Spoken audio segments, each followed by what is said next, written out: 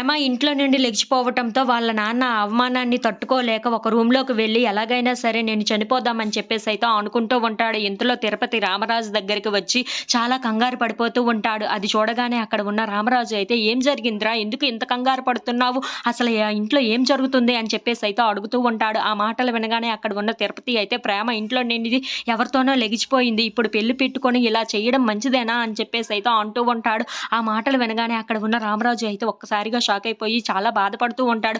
అవునా! అయితే ఆ ఇంట్లో ఏం జరుగుతుంది అని చెప్పేసైతే అడుగుతూ ఉంటాడు. ఇంతలో అక్కడ ఉన్న తిరుపతి మాత్రం వాళ్ళ నాన్న వెళ్లి అక్కడ ఉరివేసుకోవడానికి ఒక రూమ్‌లో గడిపెట్టేసుకున్నాడు అని చెప్పేసైతే అంటూ ఉంటాడు. ఆ మాటలు వినగానే అక్కడ ఉన్న రామరాజు అయితే చాలా కంగారు పడిపోతూ ఎలాగైనా సరే ఇక్కడి నుండి వెళ్ళాలి అని చెప్పేసైతే అనుకుంటూ ఉంటాడు. ఇంతలో అది చూసిన తిరుపతి మాత్రం "బావ నువ్వు వెళ్ళొద్దు. నువ్వు వెళ్తే ఇంకా పెద్ద తగువే అవుతుందే తప్ప నువ్వు వెళ్ళడానికి వీల్లేదు. నేను వెళ్లి చూసుకుంటాను" అని చెప్పేసైతే అంటూ ఉంటాడు. ఆ మాటలు వినగానే అక్కడ ఉన్న రామరాజు అయితే "సరేరా నువ్వు వెళ్లి ఏదో ఒకటి చెయ్యిరా. వాడు ఏదో ఒకటి చేసుకోక ముందు వాడిని ఎలాగైనా సరే కాపాడురా" అని చెప్పేసైతే అంటూ ఉంటాడు.